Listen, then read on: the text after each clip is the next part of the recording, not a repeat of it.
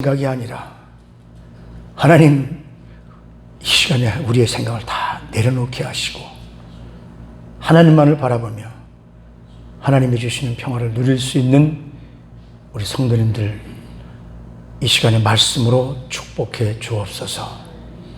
인간의 생각, 사상 다 내려놓게 하시고 하나님께서 성령께서 이 부족한 종의 입술을 붙잡아 주시옵소서. 예수님의 이름으로 기도드리옵나이다. 아멘. 제가 이번 주간에 월요일 날 이제 개빈 주지사가 이 말하는 걸 듣고 갑자기 막 속에서 막 화가 치밀어 오르더라고요. 이거 어떻게 해야 될까? 그런데 여러분들 함께 이렇게 예배를 드리고 또 이 영상으로 예배 드리면서 함께 하시는 여러분들에게 하나님의 평화가 넘치게 되시기를 주님의 이름으로 축복합니다.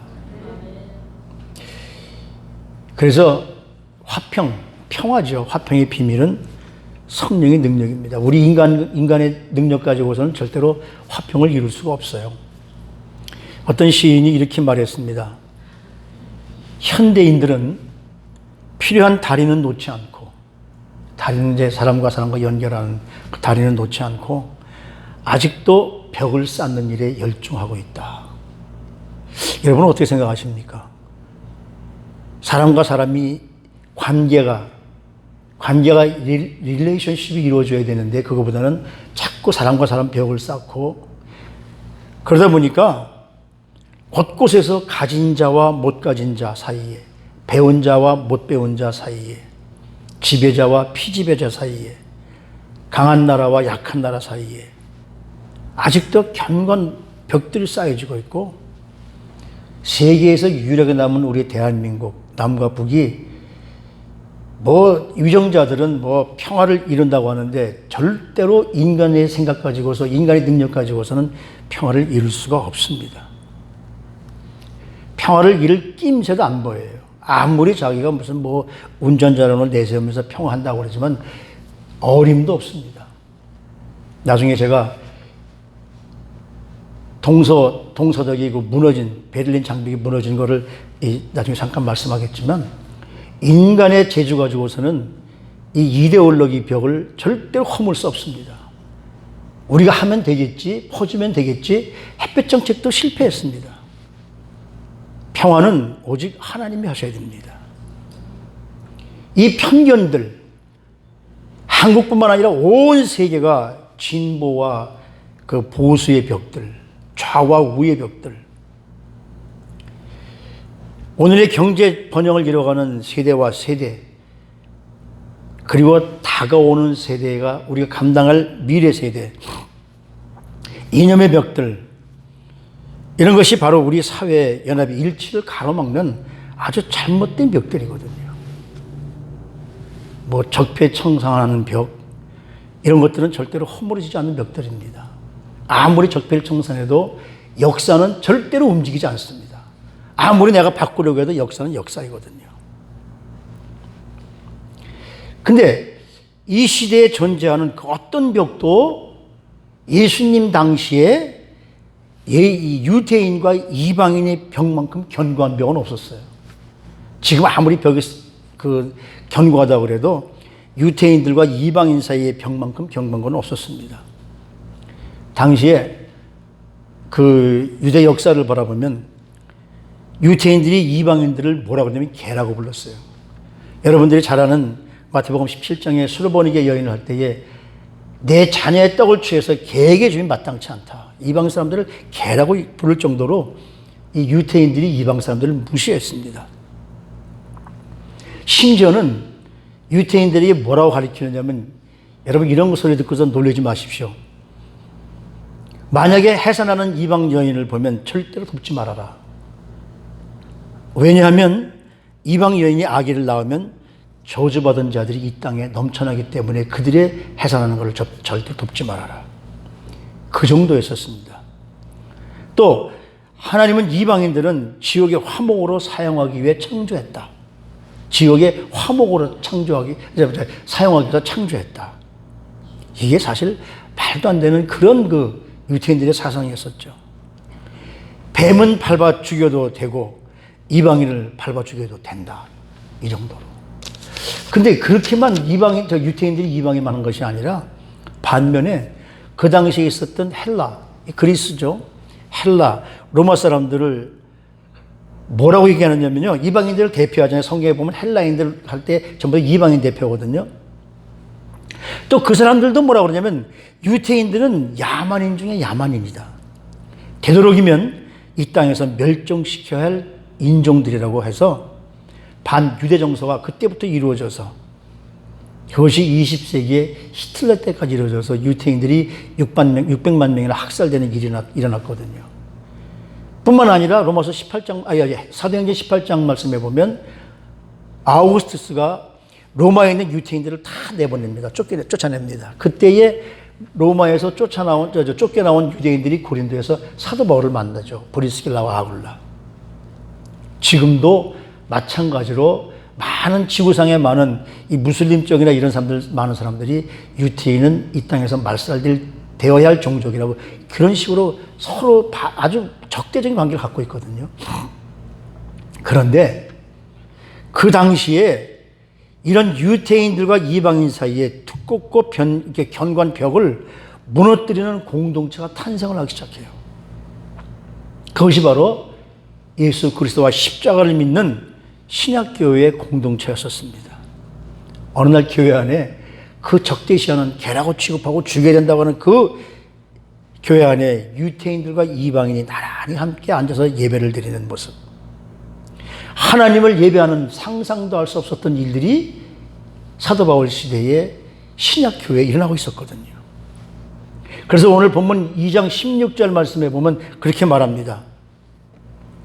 또 십자가로 이 둘을 한 몸으로 하나님과 화목하게 하려 하심이라. 원수된 것을 십자가로 소멸하시고. 다시 말하면 이 둘이 원수됐던 사람들이 자기들로서는 할 수 없는 일들이 십자가로 말미암아 하나가 됐다는 말씀이거든요. 이 기초되는 말씀이 갈라디아서 3장 28절 말씀인데 갈라디아서 3장 28절에 그렇게 되어 있습니다. 유태인이나 헬라인이나 종이나 자유자나 남자나 여자나 다 그리스도 안에서 하나가 됐다. 예수 그리스도 안에서는 적도 없습니다. 예수 그리스도 안에서는 무시하는 사람도 없습니다. 예수 그리스도 안에서는 갑질하는 사람도 없습니다. 예수 그리스도 안에서는 하나가 되는 것이죠. 이것이 바로 교회의 평화의 공동체입니다. 그렇기 때문에 교회 안에서는 절대로 분리가 되어서는 안 돼요. 분리가 되지 않기 위해서는 나를 주장하면 안 돼요. 하나님이 우리 인간을 어떻게 바라보시는가? 절대로 겉모습을 보시는 분이 아니시라 속을 보시는 분이시기 때문에 교회는 절대로 하나가 되어져야 됩니다. 그런데 문제는 뭐냐면 오늘의 교회가 사람과 사람 사이와 계층과 계층 사이 그리고 우리 한국처럼 남북이 허리가 잘려져 있는 이런 나라 이데올로기의 대립이 너무 심하다는 거예요. 그래서 우리가 바로 평화의 공동체로 쓰임을 어떻게 하면 받을 수 있겠는가? 아니, 우리 그리스도인들이 평화의 중보자로 쓰임받기 위해서 해야 할 일이 무엇인가? 이 땅에서 우리 그리스도인들이 바로 우리 주님이 하셨던 것처럼 평화의 공동체를 이루는데 저와 여러분들이 한 몫을 담당해야 되겠거든요. 그래서 우리가 공동체, 하나의 공동체의 중보자 역할을 어떻게 할 것인가? 첫 번째가 뭐냐면 누구에게라도 평화의 주님을 영접하게 해줘야 됩니다. 우리가. 오늘 14절 말씀에 보면 뭐라고 그랬느냐면요. 14절에 그는 우리의 화평이신지라 둘로 하나를 만들어서 원수된 것 곧 중간에 막힌 담을 자기 육체로 오셨다. 예수님은 바로 우리를 화평하게 만드시는 분이시라는 것이죠. 그분의 별명이 옛날부터 뭐냐면요. 예수님의 별명이 여러분 뭔 것 같아요? 예수님의 별명은 샬롬입니다. 평화입니다. 이사야 선지자가 예수님보다 한 700년 전에 먼저 이 땅에 와서 700년 후에 오실 예수님을 예언합니다. 이사야서 9장 6절, 이건 지난주에도 함께 말씀을 나눴는데 이사야서 9장 6절 말씀해 보면 그 이름이, 예수님의 이름이 나오는데 그 이름이 나오잖아요. 기묘자다, 모사다, 전능하신 하나님이시다, 영존하시는 아버지시다.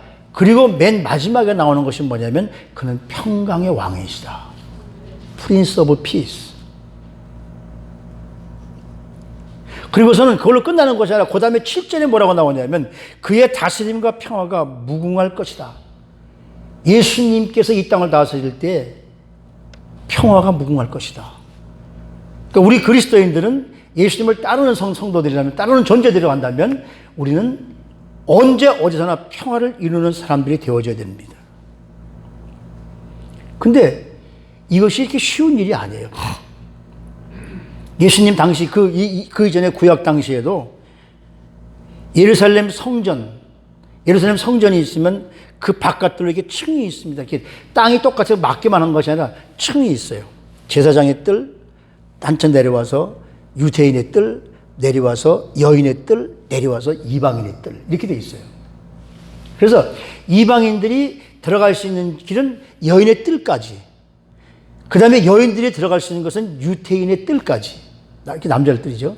그 유대인들이 들어갈 수 있는 건 제사장의 뜰까지, 그 다음에 제사장들이 안에 들어가서 예배를 드리게 하는데, 고고학자들이 옛날에 거기 그 뜰들을 이렇게 발견하다가 거기서 글자판을 하나 발견했는데 거기 뭐라고 써있냐면 라틴어와 그리스어, 헬라어로 되어 있는데 이렇게 쓰여져 있다고 합니다. 어떤 외국인도 이곳을 지나게, 이방의 뜰부터, 여인의 뜰부터 시작하는 거예요. 어떤 외국인도 이곳을 지나 회랑 축대나 난간 안으로 향하지 말지니, 축대 쌓아서 이렇게 했다고 그랬잖아요. 말지니 이를 위반하고 잡히는 자는 죽음으로 다스릴 것이니라. 이 정도로 유태인들이 그랬어요. 그런데 이랬던 그 구별들이 예수 그리스도를 구주로 영접한 새로운 공동체 교회 안에서 다 폐기되고 하나가 된 겁니다. 이게 뭡니까? 이것이 바로 예수 그리스도의 십자가 사랑이에요. 교회 내에서 유태인과 그리고 헬라인과 이방인들이 함께 나란히 앉아서 하나님 앞에 예배를 드리게 된 것. 정치적, 사회적 이런 모든 숙제를 바로 우리 주님께서 다 해결해 주셨습니다. 왜? 그분이 이 땅에 평화의 왕으로 오셨기 때문인 것이죠. 그래서 우리 주님이 산상수훈의 마태복음 5장 23절 24절에 보면 그렇게 말씀하잖아요. 너희가 만일 예배 드릴 때 형제들과 함께 다투거나 그래서 아직까지 화해하지 못한 것이 있거든 예물을 그 자리에 놔두고 돌아가서 형제와 사회할 때, 형제와 함께 그 모든 것을 화해했을 때 그때 예물을 받아주신다고 하나님, 우리 예수님께서 이렇게 말씀을 하시거든요. 그만큼 우리 주님은 우리가 평화를 누리기를 원하고 평화해지기를 원하시는 분이시죠. 평생 저와 여러분들이 만약에 이 말씀에 대한 순종을 거절한 사람들이라면 그런 분들은 그리스도인이 아니죠. 형제들은 누구나 다 사랑해야 할 줄 알아야 됩니다. 그래서 이런 그 예수님이 전한 말씀을 실행하지 못하는 사람들을 뭐라고 그럽니까? 영어로 보면 nominal Christian이라고 그럽니다. 명목상 그리스도인이다. 이름만 그리스도인이다. 우리 시온교회 성도님들은 그런 분들이 아닌 줄로 믿고 혹시라도 그런 마음이 있다면 다 내려놓고 하나님 앞에 하나가 되기를 주님의 이름으로 축복합니다. 오늘날 이 기독교를 왜곡시키는 사람들이 누굽니까? 거듭나지 못하면서 거듭난 척하는 사람들, 말씀에 순종하지 못하면서 그냥 교회에 왔다 갔다 하는 사람들, 오래 다니다 보니 직분은 가졌는데 하나님의, 우리 주님의 말씀을 그대로 순종하지 못하는 사람들, 이런 사람들을 뭐라고 그러냐면 nominal Christian, 우리는 명목상 그리스도인이라고 그러지만 영어로도 그런 말이 있거든요.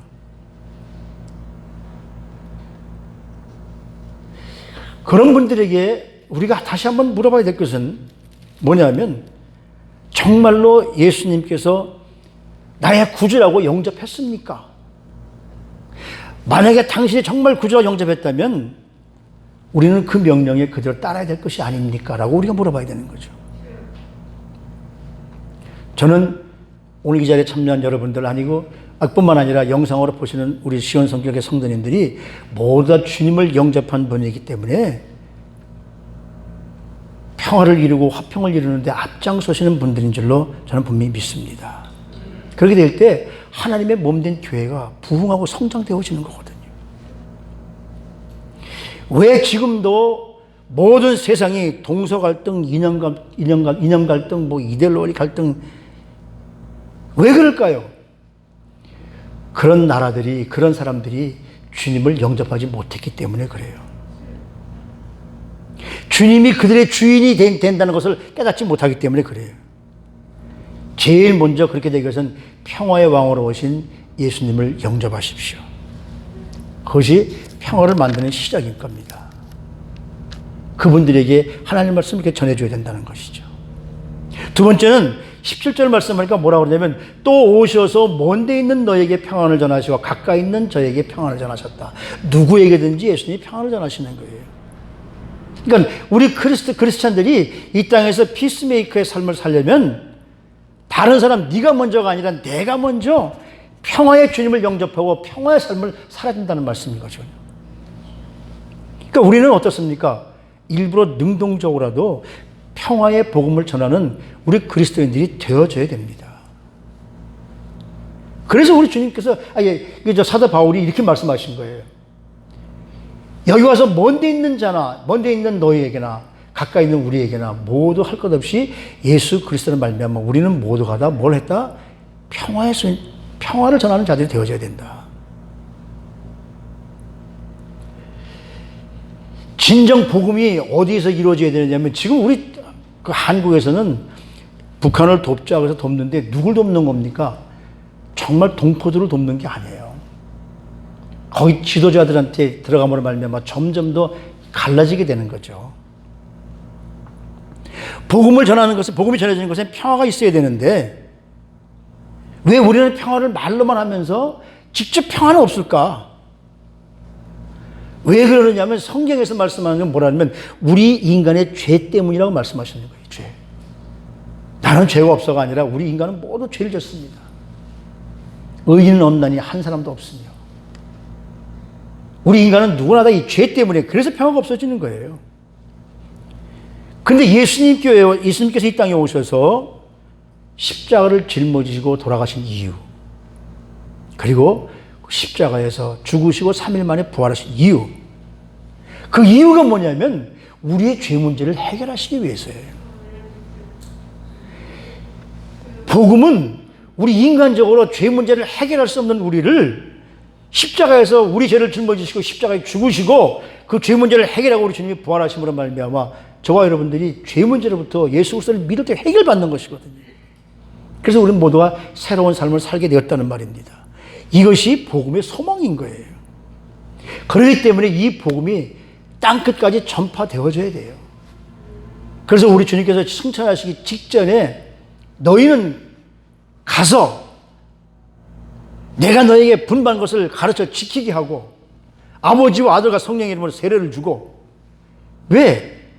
우리가 바로 예수 그리스도 이름으로 성령 세례를 받은 사람들이기 때문에 받지 못한 사람들을 위해서 말씀을 전할 책임이 우리에게 있다는 것이거든요. 그래서 가장 가까운, 우리 대한민국에서 가장 가까운 것이 어디예요? 바로 북한과 일본과 중국이잖아요. 근데 이 북한과 일본과 중국이 전부 다 그리스도를 받아들이지 않는 사람들만 모였어요. 이들에게 복음이 전해지지 않는 한 우리의 재주와 노력 가지고 평화를 얻을 수 있다. 지금 평화론을 하고 백타 하지만 천만입니다. 절대로 안 됩니다. 하나님이 함께 하셔야 돼요. 왜? 그렇잖아요. 중국도 남의 나라, 월남 옆에 있는 인도지나 반도에 가서 자기 땅이라고 그러고, 산호섬에다가 시멘트 부어서 자기 땅이라고 그러고, 일본은 또 한국의 독도를 자기 땅이라고 그러고, 이런 식으로 서로 이런 식으로 해서는 절대로 이런 식으로 해서는 평화가 있을 수가 없습니다.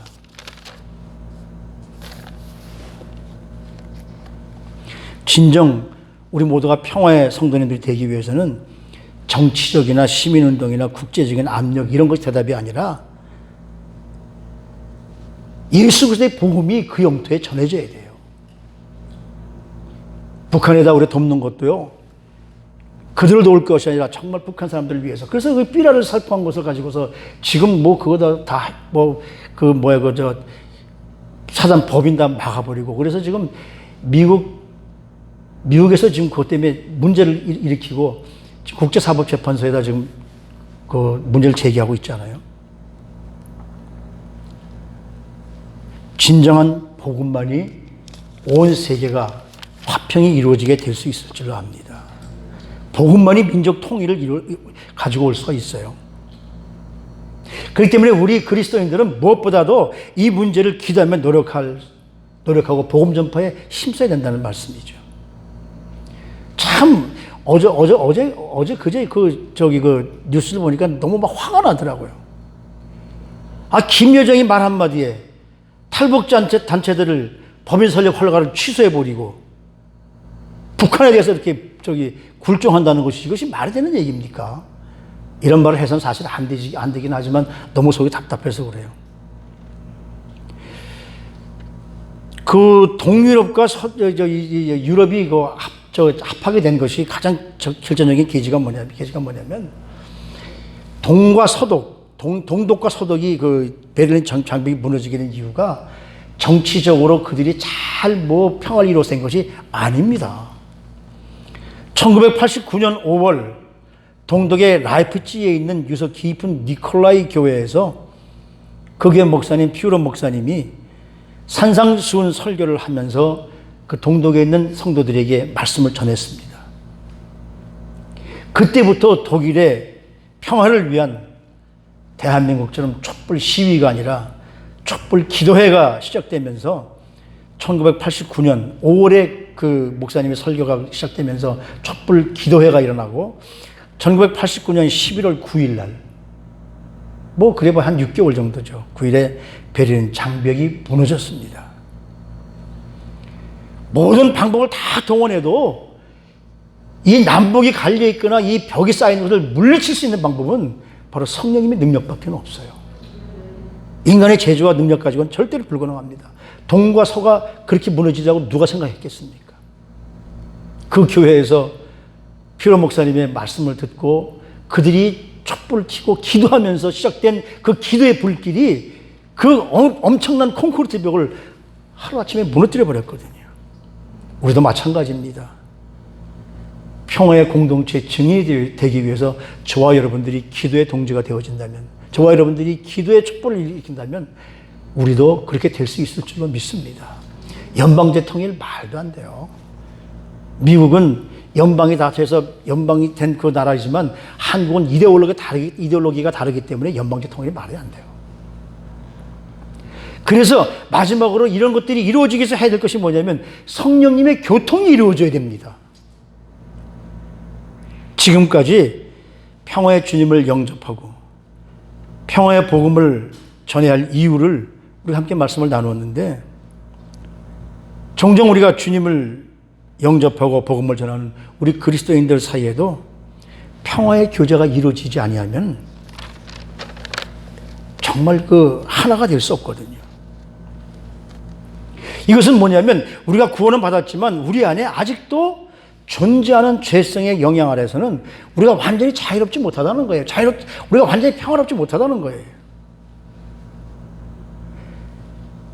더 중요한 이유는 우리가 성령 안에서 교제하는 것을 배우지 못했기 때문이다? 아니잖아요. 배우긴 배웠는데 우리가 스스로 하지 못하고 있잖아요. 그리스도인이 되었으면서도 아직까지도 그리스도인이 되기 전에 내가 가지고 있었던 삶, 정신, 이런 것들을 가지고 있기 때문에 이런 것들로부터 내려놔야 됩니다. 저와 여러분들이 그리스도인이 됐다면 내가 조금 마음이 언짢아도, 내가 조금 기분 나빠도 주님을 위해서 참고 나를 내려놓는 연습부터 시작을 해야 돼요. 왜냐하면 우리 인간은 아직까지도 부족한 존재이기 때문에 모든 것을 세속적 판단, 내 기준의 판단에 의해서 판단하거든요. 그래서 교파가 생기고, 그래서 파벌이 생기고, 그래서 적대하게 되는 거거든요. 시카고의 한 교회에서 주일학교를 위해서 주일날마다 버스를 운영을 했대요. 근데 버스마다 선생님이 한 번씩 타고 계신 거예요. 근데 그 선생님들이 바라볼 때마다 참 안타까운 것이 뭐냐면 버스 안에서 보면 항상 백인과 흑인이 따로 앉더라는 거예요. 백인과 흑인이. 그래서 선생님이 한 분이 그렇게 말했답니다. 아이들을 앞에 놓고 이렇게 얘기했답니다. 우리의 피부 색깔은 결코 우리가 나뉠 수 있는 이유가 아니다. 잘 보면 우리 중에 완전한 흰 사람도 없고 완전한 검은 사람도 없다. 모두 피부색은 하나님이 주신 것이기 때문에 동일한 것이기 때문에 이런 것으로 너희들 편견을 가지면 안 된다. 우리의 피부색은 검은색도 아니고 백색도 아니고 우리는 다 회색이다. 별 차이가 없으니까 비슷비슷하니까 너희들 그렇게 따로따로 살지 말아라. 그리고서 아이들에게 다짐을 받고 그 다음 주일날 버스에 타서 보니까 그 아이를 탄 아이들 가운데 좀 대표적인 아이가 애들에게 이렇게 교통정리를 하더랍니다. 밝은 회색은 이쪽으로, 검은 회색은 저쪽으로. 이게 편견이에요. 그만큼 이 편견은 차별에서 자유롭지 못하다는 거죠. 근데 그 아이들이 밝은 회색은 이쪽으로, 검은 회색은 이쪽으로 하던 아이들이 수련회에서 성령 충만을 받으니까 그것이 없어지더라는 거예요.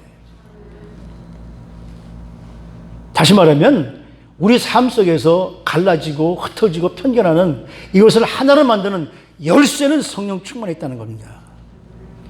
제가 우연히 그 맥스 르게이더 목사님의 그 설교를 좀 이렇게 보다가 이분이 설교 끝에 설교를 끝나고 나서 그 자리에서 그 이 셀폰을 열어서 질문들을 이렇게 받고 그 대답을 해주는 그런 시간이 있더라고요. 근데 어떤 아이가 그 프레주디스, 편견에 대한 질문을 하는데 그 편견에 대한 질문이 공교롭게도 이 흑백 그런 이야기예요. 그거에 대해서 얘기하면서 이 맥스 루게이더 목사님이 뭐라고 얘기하느냐면 그 편견이, 피부색이 편견의 그 문제가 또 얘기됐기 때문에 피부색은 하나님이 주신 겁니다. 누구도 피부색으로 우월하다, 열등하다 할 수 없습니다. 만약 여러분들이 피부색으로 우월하다고 느낀다면 그건 마귀가 주는 마음입니다. 천국은 피부색으로 들어가는 것이 아닙니다. 마귀는 공동체를 허르려고 그렇게 한다는 것이죠. 성령 충만을 경험한 사람들은 피부색을 가지고 논할 수 없고 잘 살고 못 사는 것까지 논할 수 없고 부자고 가난한 것을 논할 수 없고 많이 배우고 안 배운 것 가지고도 절대로 논할 수 없습니다. 오늘 여기 18절 말씀에 이렇게 말합니다. 이는 그런 말미암아 우리들이 한 성령 안에서 아버지께 나아감을 얻게 하려 하심이라. 성령 충만을 경험한 사람들은 어떠한 편견도 갖지 않고 모두가 다 함께해야 돼서 아버지께 나가는 것이죠. 요즘에 미국의 가장 큰 문제가 되는 것이 Black Lives Matter라는 이 흑인이 우리가 이렇게 살아야 되느냐 하면서 오히려 그것들이 갈등을 일으키고 있잖아요. 우리 성령 안에서 분명히 하나가 되어져야 됩니다. 그래서 여기 오늘 우리가 읽은 본문 저기 2장 읽지 않은 부분입니다. 그 뒷부분인데 2장 22절 말씀에 보면 이렇게 되어 있습니다. 너희도 성령 안에서 하나님이 거하실 처소가 되기 위하여 그리스도 예수 안에서 함께 지어져 가느니라. 우리는 성령 안에서 하나가 되기 위해서 하나님이 지어져 가고 있다는 말씀이거든요. 그 말씀을 21절 말씀에 보면 뭐라고 그러냐면 그의 안에서 건물마다 서로 연결하여 주 안에서 성전이 되어가고, 건물을 짓기 위해서는요 기초를 닦고 기초에다 돌을 받고 그 건물들이 다 이어져야 됩니다. 그래야 그 무너지지 않아요. 여러분들이 잘 아는 그 한국의 롯데월드 그 빌딩이 있잖아요. 그게 세계에서 6번째로 높은 빌딩인데 거기가 126층, 지하는 6층, 높이는 550m입니다. 근데 그 건물이 세워지기 위해서 그 건물을 세우면서 강도 7.5에도 견딜 수 있도록 건물을 세웠는데 그 건물이 세워지기 위해서는 기초가 튼튼해야 되잖아요. 그 건물, 이 롯데월드 126층짜리 건물 무게가 얼마냐면 여러분 그 건물 무게가 75만 톤이라고 그래요. 75만 톤이면 우리 남자들, 성인 남자들 보통 평균 75kg 잡고 1000만 명이 있어야 되는 무게입니다. 엄청난 무게죠. 그 건물이 서기 위해서 지표에서 38m를 파고 들어가서 38m에서 또 30m 길이의 파이를 박습니다. 이 길이, 지름이 1m 되는 파이를 그 108개를 그 땅에다가 38m 들어가서 거기서 또 30m를 들어가서 밑에 화강암에 그 30m 되는 그 파이를 박아서 그리고는 그 건물이 이제 쓸 수 있도록 기초를 만들어서 거기에 이 파일과 파일 사이를 연결을 해야 되잖아요. 그러기 위해서 거기 콘크리트를 부어야 되는데 그 콘크리트가 얼마만큼 강하냐면 5만 톤을, 1cm, 그건 잘 기억이 안 납니다만은 그걸 견디기 위해서 거기다 콘크리트를 부어야 되는데 그 넓이가 얼마냐면 사방 75m, 축구장이 한 3분의 2 정도 되는 거죠. 거기에 콘크리트 여기 부어놓고 마른 다음에 또 여기 부어놓으면 이게 연결이 안 되니까 계속적으로 부어야 됩니다. 콘크리트 레일 건축 5,300대를 32시간 동안 계속 부은 기록을 한 거죠. 그래야 이게 다 연결이 되니까. 건물 하나를 지어도 연결이 되어져야 되는데 이미 사도 바울 선생님이 우리에게 말했어요. 예수 그리스도 안에서 건물마다 서로 연결하여 주 안에 성정이 되고 우리 모두가 다 연결이 되어야 우리 시온교회가 단단한 건물, 어떤 상황이 와도 흔들리지 않는 건물이 된다는 말씀이거든요. 그래서 우리 축도할 때 마지막에 그렇게 말씀하잖아요. 성령의 감동으로 교통하시는 감동, 뭡니까? 강화, 인도, 보호가 교통하기를 우리 그리스도인들은 교통하지 않으면 안 돼요. 교통하기 위해서는 어떻게 해야 됩니까? 나를 내려놔야 돼요. 내 고집 세우면 안 되는 것이죠. 이 성령의 교통의 가장 중요한 것이 뭐냐면 내가 내 말을 내세우면 안 된다는 거죠. 나를 내려놓고 성령 안에 하나님 은혜에 우리 모두가 하나 되어질 때 바로 부부 사이의 행복도 부부가 얼마나 교통하느냐 그 문제 아니에요. 교통이 안 하지만 부부 생활이 어떻습니까? 형제도 마찬가지고 친구도 마찬가지고 제가 이렇게 그 친구를 사귀어 보니까 왜 목사가 되니까 이제 옛날 친구들이 멀어지고 목사님들이 친구가 되죠. 친구를 사귀어 보니까 이 교통이 안 되어지면 하나가 안 되시더라고요. 교통이 되기 위해서는 나를 죽여야 되더라고요. 내 몫을 내세우면 교통이 되질 않아요. 교회 기관들, 교회 구역들, 교회 성도님들이 모든 편견을 버리고 서로 교통할 수 있는 하나가 되어준다면 이것이 정말 민족 통일이 될 수 있는 거죠. 민족 통일이 된다? 교회끼리도 통일이 안 되는데 어떻게 민족 통일이 됩니까? 교회가 하나가 되어져야 되죠. 그래서 우리 성찬식을 다니면서 커뮤니언, 하나가 됐다는 말씀이지 않습니까? 성령께서 완전히 우리를 지배하시고 모두가 교통하게 되오는 날, 그날이 바로 온 인류가 평화를 이루게 되는 날임을 분명히 믿습니다. 사람의 지혜, 생각 다 내려놓으시고 성령께서 우리를 하나가 되게 만드신 것. 그래서 에베소서 4장인가요? 4장 20절인가? 4장 15절인가? 이거 내 말씀 조금 기억이 안 납니다만 우리 주님이 이렇게 말씀하시잖아요. 그리스도 안에서 성령이 하나가 되게 해주신 것을 너희는 힘써 지켜라.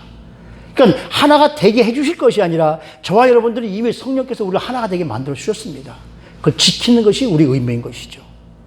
우리 시온교회 성도님들이 바로 이 말씀을 지켜서 성령님으로 말미암아 우리 시온교회가 하나가 되어지고 진정한 평화를 맛보는 우리 시온교회가 되고 그래서 여러분들 삶이 정말 하나님 앞에 하나님 보시기에 부끄러움이 없는 하나님 보시기에 기뻐하시는 사랑하는 성도님들의 삶이 되시기를 주님의 이름으로 축복합니다. 기도하십시다. 하나님 아버지, 화평하는 길은 내 능력, 내 제조는 안 됩니다.